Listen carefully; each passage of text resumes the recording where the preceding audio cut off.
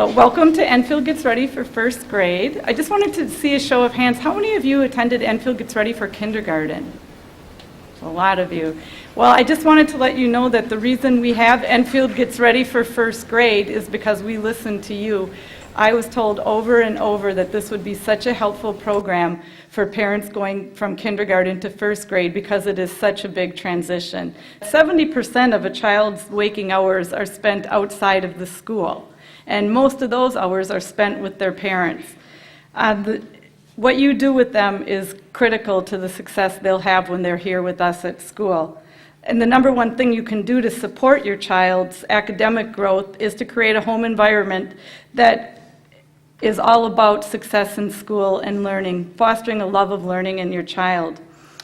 Some things that are great to help with that love of learning and in creating the home environment that is needed for the success is to establish a routine, and that includes having meals together, bedtimes, making the most of family time. A child needs to have that routine first so they can come to school rested, and secondly, because in school there will be a routine that they follow every day, and they need to know that this happens, and then this happens, and then this happens, and the children who come in knowing that have a much easier transition. If you have clear expectations at home of your child's behavior and you communicate those expectations to them on an ongoing basis, that's also something when they come to school. We have clear expectations in the classroom, in the school, and if they know that adults have expectations of their behavior, that's also going to help them with an easy transition to first grade. Probably the most important thing you can do, and probably you've been doing it since birth, but it's not over yet, is talk to your child all the time. Talk about everything, ask questions, ask them about their day, use describing words when you're talking about what you're doing. When a child between 4 and 5 has a vocabulary of about 2,000 words, between 5 and 6 they have a vocabulary of 2,500. Between 6 and 7, they have a vocabulary approaching 3,000 words, and they can only learn those words if they hear those words. So we really encourage you just take every opportunity in the car, in the grocery store, bath time, bedtime, just enrich their vocabulary continuously. And the other thing is to read aloud to them every day. Go to the library, go to consignment shops and get books. I hear Once Upon a Child has like brand new, beautiful hard-covered books for $1. So it doesn't have to cost a lot of money. Go and have a rich environment with print in your home. Just seeing print and seeing you reading print is going to give them the cues that they need, that reading is important, reading is fun, reading is a way to learn about things. Limit TV and video games. We all know that children when they're sitting in front of TV, research shows that their brain is not developing in the same way it is as when they're actively engaging with other people. And if your child is watching television shows, watch them with your child and discuss the show.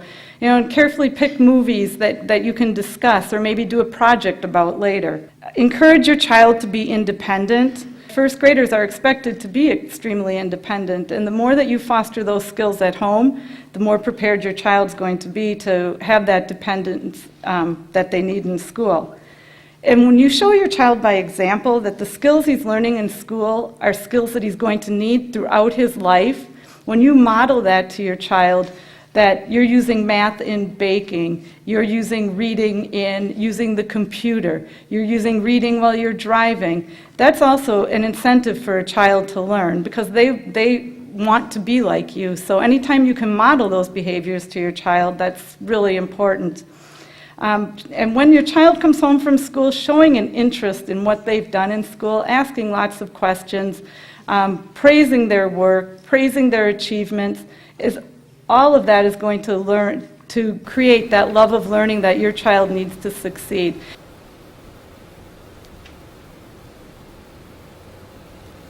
What I like about first grade is measuring, and we did it with paper clips and cubes, dog bones, and dinosaur bones, and we used rulers to measure the dinosaur bones.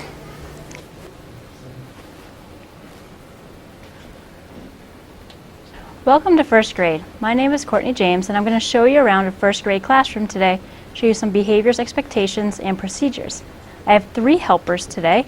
I have Caitlin, Cassidy, and Bethany, and they're going to show you some of the things you're going to need to do in first grade.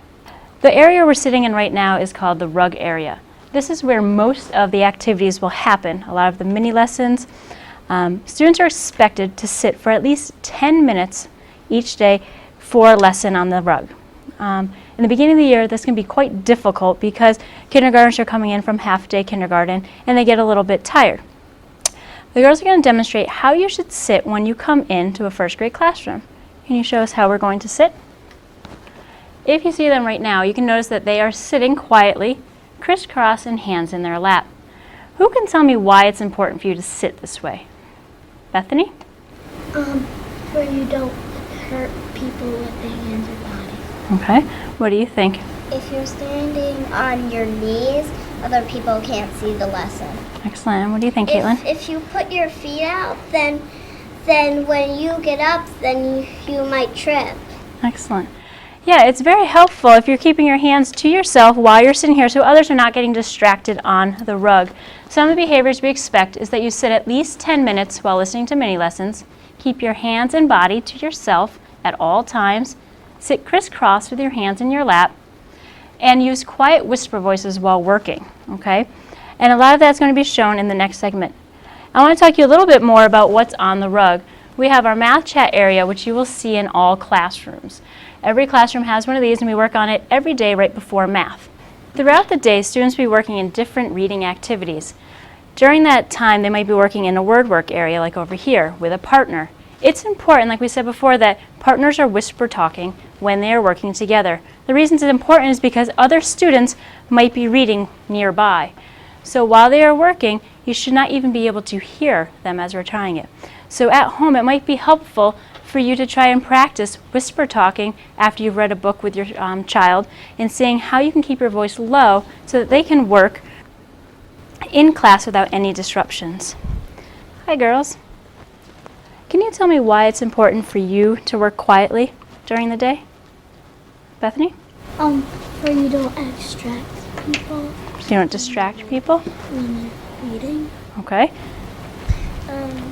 Mine was sort of the same thing as Bethany's. Mm-hmm. Okay. So you don't distract people? Yeah. Okay. Caitlin, why is it important that the girls are over here working quietly together?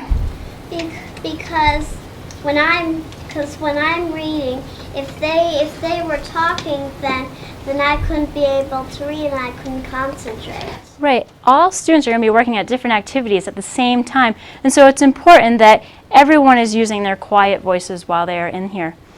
This is one part of the room called the word work area, and you can see that there's different things that they can do within this area, and so during reading time, there might be multiple students doing different things, and they need it quiet so that others can work.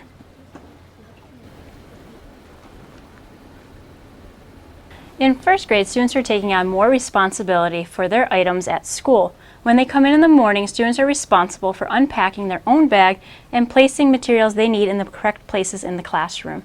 Caitlin's going to show us how you unpack every morning. First, you unzip your backpack, then you take out your folder, and you open it and take your things, and then you put it in your mailbox, and you give the teacher your lunch money, and then you put your homework in the homework bin. Every student will get a folder or bring their own folder in at the beginning of the year. This folder is used for communication with parents. Things will be sent home and brought back again to school. If you have any notes, your lunch money, your homework, it should be placed in this folder and brought to school. Students will be responsible for bringing it in and taking care of what they need to get out of it. Some teachers may still check, but most make it independent by the end of the year for the students to do on their own. The next thing I'm going to tell you about is lunch money procedures. This year is a little bit different than last year. The students do not get milk for snack this year. If you want to buy milk, you have to do it at lunch. You can prepay on Mondays only, unless your child is sick on Monday. Your child does not get milk for snack, and I want you to know to please place all money inside either a baggie or an envelope. Inside the baggie, it would be helpful if you put a note with your child's name, what days they're paying for. For example, this is Bethany's money for Monday through Friday, and pop it in the bag so that when it comes to school, we know what they are paying for. Another way you can do it is using an envelope and putting their name on the outside and the days they're paying for example, Monday, Wednesday, and Friday. You may also pay one day at a time if you wish. Most classrooms in first grade will have a library area where students will be able to choose both nonfiction and fiction books. There's also going to be a place where your students can keep their books that they are reading on their just right level. There are partner read activities that students can also do within the class. You will also see a listening area in most first grade classrooms. Some ways to help at home are place a schedule up so your child can refer to it daily. Over here is a schedule of each day's different specials. For example, on Monday, they have PE, so they need to pack their sneakers. If you place a schedule up on the refrigerator, the students will be able to look at it and be able to pack their own backpack every night without your help, so they become more independent and responsible for what they need to do.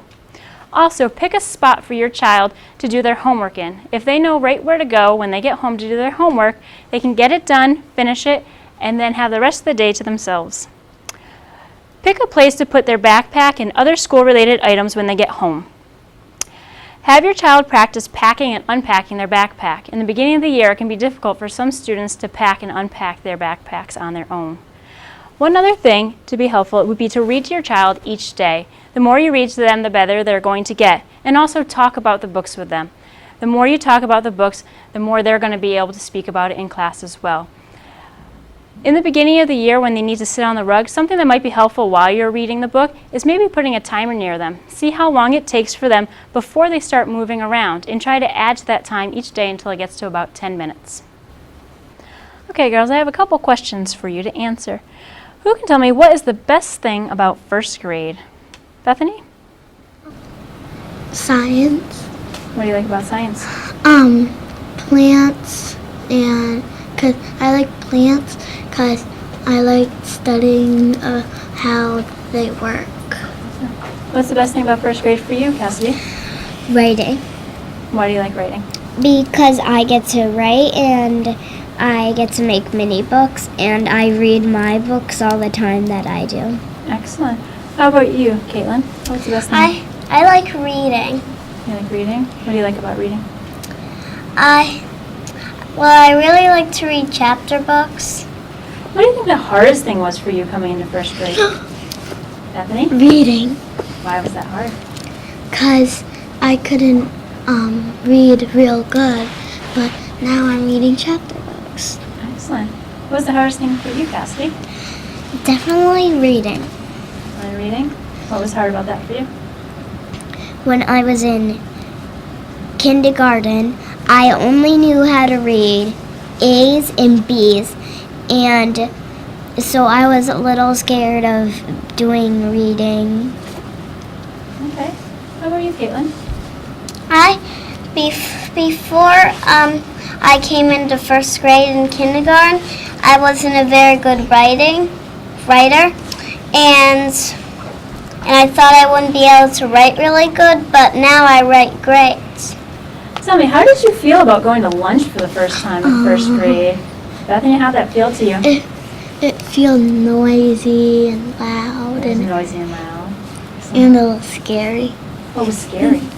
like the yelling. The yelling. What do you think? How was lunch for you the first time you went? It was noisy. Noisy. How about you, Caitlin? It was loud and annoying. How about when you first came here, did you feel tired when you came to school that first week? Bethany? Yeah. Why do you think you were tired? 'Cause I used to go home in the afternoon. So you had a whole afternoon. How about you, Cassie? It felt long. Felt long. How did you feel about it? it felt long, but I was only there for the morning. And when I got home, I just laid on the couch all day. In kindergarten? How about when you were in first grade? Well, now when I get home, still really tired. Still really tired after a long day? Well, thank you for coming for our tour around our classroom. I hope that you enjoy working with your child this summer.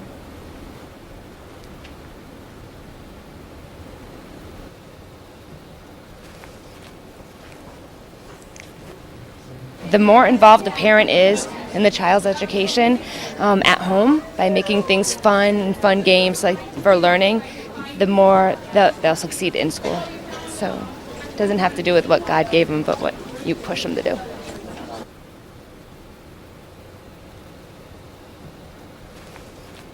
Hello, my name is Stephanie Adams, and I'm a first grade teacher at Henry Bonnet Elementary School. And hi, I'm Christine Turcott-White. I'm one of Enfield's language arts consultants at Prudence Crandall Elementary School. And we are here today to talk about writing and spelling in first grade. I'm going to start off by talking about September expectations. In the beginning of first grade, we expect students to be coming in, writing their uppercase and lowercase letters with correct formation that they learned in kindergarten. And this means starting at the top line and going to the bottom line, or as we say in first grade, starting from the sky to the ground. And as you're coming over for the lowercase letters, starting at the midline, up and going down. And you will be receiving a paper in the parent packet that I will speak about at the end of the presentation that has all the letter formations, so you can practice with your child at home. The ability to write their first and last name with correct letter formation, we're also expecting the students to be able to do as they come into the first grade classroom. This includes being able to write with the correct pencil grip. In the fall in first grade, most teachers use this thick grip pencil, as for in kindergarten. They also do this as well.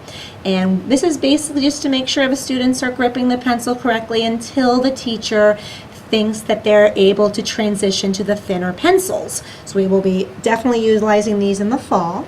In addition to correct letter formation and correct pencil grip, we expect the students to be able to be writing with inventive spelling. And what this basically means is that as they are writing the sounds that they hear. This is a writing sample from September that says, "The yellow go-kart was the winner." And as you can see in the word goes, this is the sound the students hear at this point, and I like the word was also. We obviously know it's spelled W-A-S, but these are the sounds the students hear.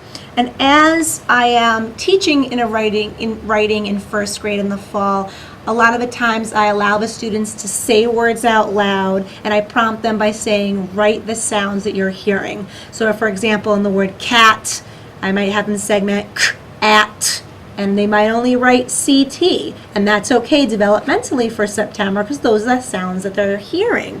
And that differs, inventive spelling differs from their kindergarten sight words. Sight words, they have to know by sight and being able to read them in text. In writing, this translates by spelling them correctly. And a lot of teachers in the fall utilize a word wall where the students can go up either with a clipboard or physically take the word off the wall and then use it at their seat to spell the word correctly. And eventually, they will be able to spell these words correctly, and we will hold them accountable after a few months in first grade.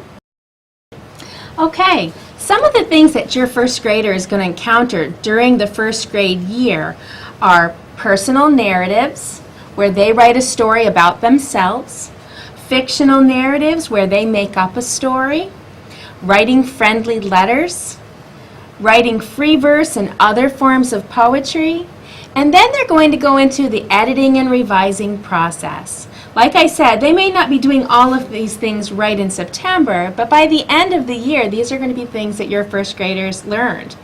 When they're writing, we're going to expect them to start with a capital letter and end their sentence with an end mark, whether it's a question or an exclamation or a period.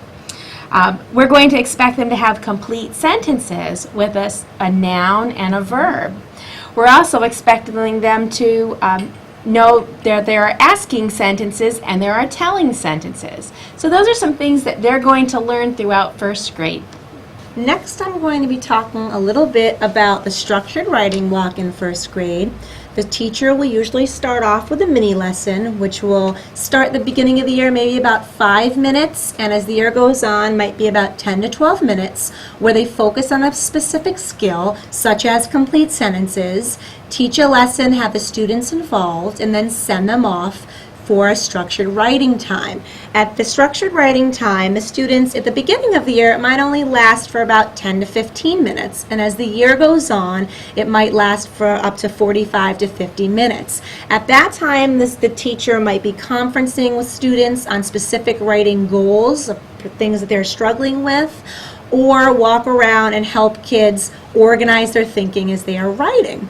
After the end of the structured writing time, usually we will transition to the carpet where the students will have the opportunity to share whole class or with a peer about the writing they completed during this writing block. And that usually takes about 10 to 12 minutes on the carpet, and the kids are usually very excited for that sharing time to share their work. And at that point, the teacher will also close the lesson with a review of the skill from that particular day and give a preview of the skill that they will be teaching the next day. Parents, you are your child's first teacher, and so we like to look for that homeschool connection. And this is the time to get them ready, and there are many things that you can do on a daily basis to get your child ready for first grade. One thing would be to have your child create your grocery shopping list. Now you can have your own list too, but it's really important for them to be a part of the process. And bring that list to the store and let the child check off the individual items as you put them in your cart. Writing daily notes back and forth, kind of like a entry to putting in the lunchbox note. Putting a note on their bed, or maybe where they eat their breakfast at the kitchen table, or having a family journal where you write back and forth to each other. This is all building on that writing process. When you go on vacation, you could write words in the sand. You could also write in sidewalk chalk on the driveway. If you want to put shaving cream on a table and have the children write words in shaving cream, that's a great experience. Other things that you could do would be to have a journal when you read a story at night or maybe at lunchtime, and have the child write their thoughts in a writing journal. They're going to be doing that in the classroom down the road, so it's nice to get that start. You could also create a writing station at a specific point in your home for your child, stocking it with things such as crayons, different kinds of writing paper, stamps, stickers, children's dictionaries, envelopes, sight word cards that your teacher will give you at the beginning of the year to help their process along writing at home, to translate from that homeschool connection. In my writing center, in my classroom, I stock it with just some of the things that are the same here. Different kinds of writing paper, markers, children's dictionaries, sight word cards, tape, staplers, and it's a time of the day where kids aren't given a specific thing to do at the station. It's their choice, and that's what makes it so exciting for them to share and do what they would like to do at the station in their own time. I hope this presentation has been helpful. Please be sure to stop by the Enfield Public Library to pick up your packet of writing and spelling materials for your child. This will include sidewalk chalk for you to use over the summer and a thick grip pencil, among other goodies. And we hope that you will continue working with your child over the summer, and we will see you in the fall.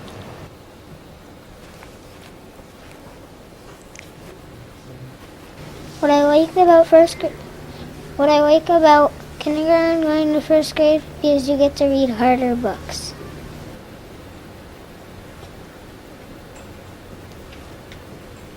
I think the biggest adjustment from going to kindergarten to first grade, besides the longer day, would be the challenging math curriculum.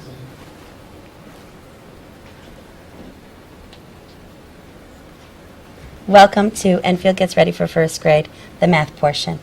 My name is Kelly Pellegrini. I'm a first grade teacher. And I'm Amber Hovland, also a first grade teacher. The transition from kindergarten to first grade is a big jump, and it is as well in math. The expectations increase quite a bit. but we'd like to let you know some of the things that will be expected of your child in grade 1. The math can be broken into 4 subjects: numeracy, geometry and measurement, sorting and graphing, and algebra and patterns. Numeracy is attaching a value to a number, learning that numbers have quantity and that you can qualify them by giving them a number. Your child will be expected to manipulate numbers as with tens and ones, solving them if there are 10 more, 10 less, moving on a 100 chart, and representing them with base 10 blocks.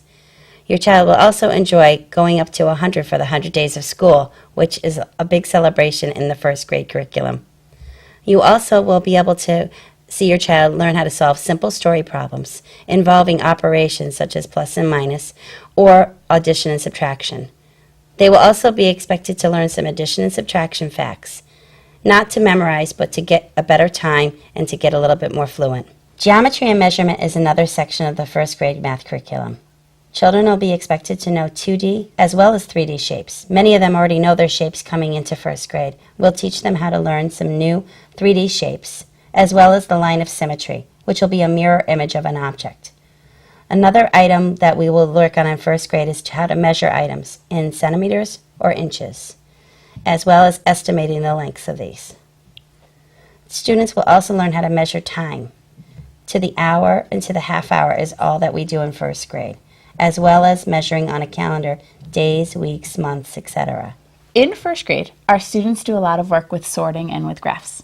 When we ask first graders to sort, we talk a lot about common attributes, such as sorting by color, by size, or by shape. We also have students identify how a group of objects are alike or different based on those attributes. When students graph, we ask them to organize and interpret data that they collect. Students gain experience using tallies, and then they put their data from their tallies onto a pictograph or a bar graph.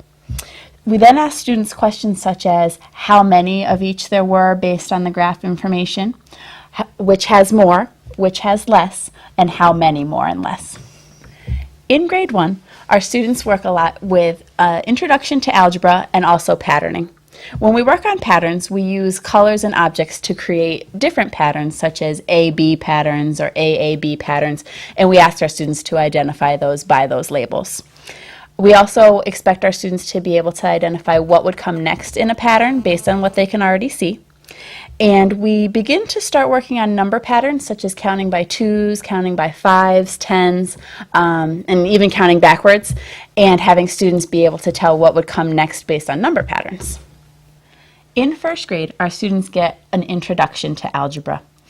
We do this by using a balance to show kids objects that are equal or unequal. And we also begin to have students identify missing numbers in a simple number sentence. So for example, 3 plus blank equals 5.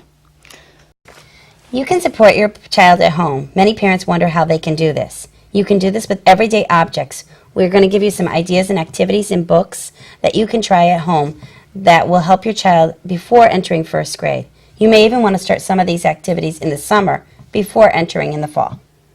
In order to help your child at home with number sense, there are some activities that would be great for your child. To recognize and write numbers, alone they can write numbers in the sand or the dirt or with chalk on the driveway. They can play hopscotch. You can have them just write numbers on the driveway. Another idea is while they're walking around the neighborhood or driving in the car, you can have them list off numbers that they see, maybe on a street sign, or maybe if you're taking a walk in the neighborhood, what number is that house? How many steps have we taken? Your idea is to use numbers as much as possible in everyday situations. In order to order numbers, you can use games such as Chutes and Ladders, which is a game that you can use the numbers in order. You can add on, subtract. They can also slide down the slide, climb up the ladder to advance further. You can talk about how many steps have you gone, how much more have you gone, how much more will you need to reach this space. Another idea for ordering numbers is to play the game Uno. Uno has matching, and you can also order the numbers. You can play it in a variety of ways, reversing the order, skipping people, and it's a good game for matching also colors. Another great game that you can do at home is to play War. Children can split the deck of cards up, or you can split it with them. The higher number could win. both sets of cards, or the lower number could win. You could play it your own way. You could add the two numbers together, flip over two cards, and that winner could add the cards. Another idea at home would be to take plastic dinosaurs or any other object and say, how many are in this hand, how many more are in this hand, how many less are in this hand. You can also do a game called Hi Ho Cheerio, which requires students to count the cherries as they're playing. It's a very familiar game for a lot of kids, and they have to identify how many cherries they need to fill their tree or how many they have already filled it with. Hide and seek is another game that you can play in the backyard. You can count up to 20, back from 20, and then you can say, go find them. You can also do blast off to the tub, 10, 9, 8, getting kids to count forward and backwards and putting numbers in order. Another great idea that you can have is to also look for books that are math related. Many books have math items in them, fractions, counting, numbers, money, many things in them that you can look for when you're just reading a book with your child at night. In first grade, students begin to develop an initial understanding of money. One of the things you can do at home over the summer to support your children coming into first grade is to give them experience using coins and identifying coins. One way you can do this is to give them a handful of coins and ask them to start sorting by the pennies, the dimes, the nickels, and the quarters. Another suggestion we have is that you play store inside your own home, put price tags on things, and have students begin to add up the coins to create that value. You could also have your students help you shopping in the grocery store. They could help you find dollar bills or coins to add up to the items that you're buying. And also have conversations with your children about which costs more and starting to look at price tags for the worth of coins as well as being able to name them. In first grade, your student will be working a lot with the calendar as well as dates and months of the year. We suggest having a calendar available inside your home that students can put special days on there, such as if they have a birthday coming up or a vacation over the summer, and you can begin to do a countdown for how long it will take to reach that date. Students can also identify what season we're in by telling, how do we know that it's summer? If it's hot out, we go swimming. How can you tell that it's not winter? And begin to answer questions that way. In first grade, we also have a daily routine using something called a math chat. Our math chat consists of talking daily about the calendar, identifying what date it is as well as what day it is, and we talk a lot about months, seasons, and the year. We also have students identify how many days we've been in school so far and begin to count up to 100 that way and then beyond 100. We have the students build the day of how many days we've been in school using base 10 blocks, hundreds, tens, and ones. And we also give them a little bit of experience using time to the hour and half hour, as well as experience answering questions using the number line. One of the best ways that you can help your child get ready for first grade is to try to incorporate math words into your everyday language at home. You can use words like more or less, same, different, part and whole, always, sometimes, never, and start to talk about how many more does my brother or sister have when you're talking about foods or things like that. Any way that you can incorporate math vocabulary into your daily life with your students is going to help them in first grade. Even in the early years, students need a lot of experience using logic and reasoning to explain their thinking. We want our first graders to become problem solvers. So we want them always answering questions like, why would that happen? Or how did that happen? Or what could you do to change it? Having your students work on puzzles is one way that you can help them with that over the summer before they enter first grade. We have given you a few ideas of things you can do to prepare your child for entering first grade, especially in the area of math. Some of these ideas are easy and fun that you can do over the summer, and a lot of them have to do with playing, whether it be a game or reading a book or just playing with items around the house. After all, children learn the most through lots and lots of play.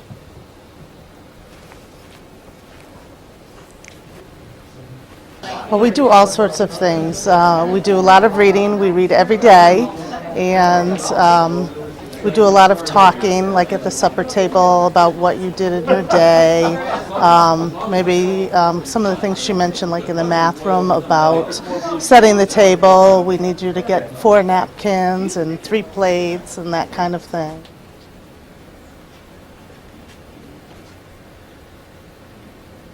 Welcome to Enfield Gets Ready for First Grade.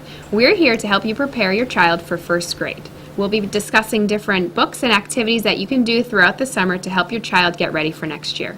I'm Kyle Hutton. And I'm Denise Anderstrom. And we're both first grade teachers at Henry Barnard School. Denise is now going to read aloud a story to you to help you model what you would do with your child at home during the summer. I'm going to read the story Biscuit Goes to School, and Kyle will be the child and I will be the parent in the situation. And I'm going to show you how to read aloud, but also to talk to your child throughout the story and ask questions. So this story is called Biscuit Goes to School. Where do you think Biscuit's going to go in this story? I think he wants to go to school because he has his mouth on the backpack. It seems like he might be taking that backpack with him. Do you think dogs belong at school? I don't think so. Maybe for show and tell or something. Let's find out if Biscuit goes to school. Here comes the school bus. Woof, woof. Who do you think's going to get on the school bus? I think the girl's going to school, but I think Biscuit really wants to go too. Stay here, Biscuit. Dogs don't go to school. Woof. Where is Biscuit going? Is Biscuit going to the pond? Woof. Is Biscuit going to the park? Woof. Where do you think Biscuit's going? I think he wants to go to school. I can see the bus from the first picture there. I think he's ready to go to school. Yeah, it looks like he's running over there. Biscuit is going to school. Woof, woof. Uh-oh. I think he's going to get in trouble. Yeah, are dogs supposed to be at school? I don't think so. Biscuit wants to play ball. Woof, woof. Where do you think they are in the school? I think they're at PE. It looks like they are. How can you tell? Because PE is so fun. We get to play with balls and hula hoops. Look at that. That looks fun.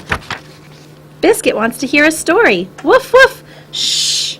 Ooh, where is he now?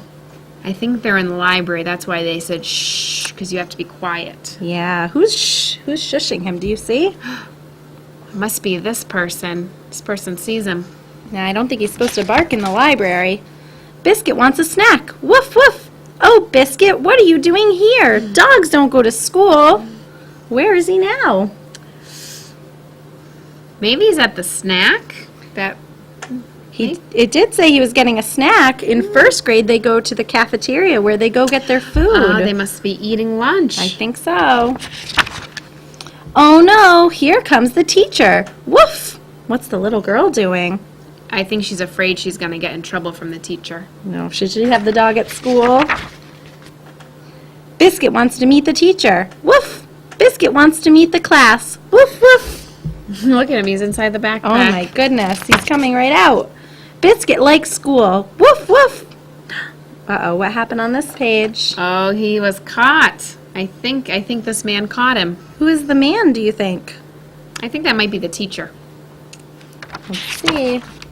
And everyone at school likes Biscuit. Woof! How do you think Biscuit feels at the end of this story? I think he's happy that he didn't get in trouble. Yeah, he does look happy. What do you think the other kids think about Biscuit? I think they all like him too. They're all crowding around him and they want to touch him. Do you have a dog? I do have a dog. Would you like to bring him to school? I don't know if he would be good in school. Yeah. Can you tell me who was in the story, some of the characters? I think there was the little girl and the dog. Biscuit was in the story. That's all I remember. And who else was in the story? There was someone else at the end that she thought she was going to get in trouble by. Oh, the teacher. The teacher was in it. And where did this story take place? Well, they were at the school for the most of the story. Right, most of the story they were at the school. Good job. It is essential every day that you read aloud to your child in a similar way that we demonstrated for you. It's important for you to keep your child engaged and ask them questions throughout the story. Questions can be as simple as, what was your favorite part? Who was the character, where did the story happen, which would be the setting. You can ask them about the problem, if there was a problem in the story, the solution, or even how your child felt about the story. This will help keep your child engaged and kind of keep them excited about the story. If you'd like to pick up Biscuit Goes to School, you can find it at the Enfield Public Library.